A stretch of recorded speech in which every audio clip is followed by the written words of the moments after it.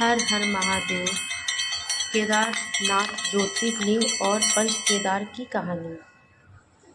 एक पौराणिक कथा है कि कुरुक्षेत्र युद्ध के बाद पांडव बहुत दुखी थे, क्योंकि उन्होंने अपने ही परिजनों को, अपने ही भाइयों और रिश्तेदारों को मार डाला था। इस गोत्रवधु कहा जाता है।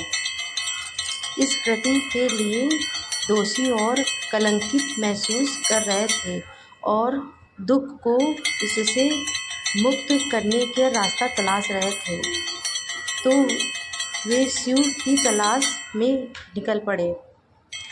शिव उन्हें इस भयानक कृत्य से अचानक मुक्त हो जाने का सुख नहीं देना चाहते थे, तो उन्होंने खुद को एक बैल के रूप में बदल लिया और भगवान की कोशिश की, लेकिन उन्हें पकड़ने की कोशिश में पांडव उनका पीछा करने लगे।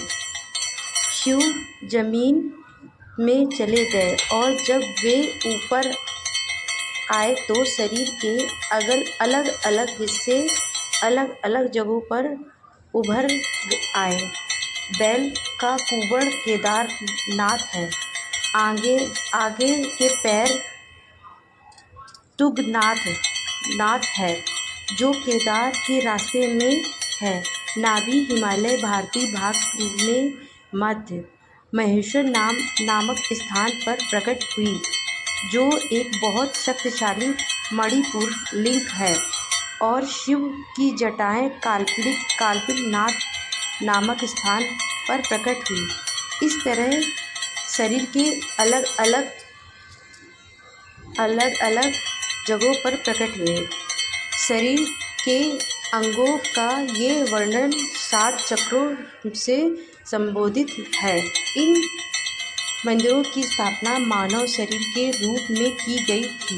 यह एक महान प्रयोग था, एक विशाल शरीर बनाने की कोशिश करना।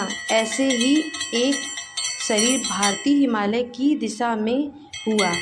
ऐसा ही एक दूसरा शरीर पश्चिम दिशा की ओर बढ़ गया, जहां उन्होंने नेपाल को एक ही शरीर में बदलने की कोशिश की। हर हर महादेव।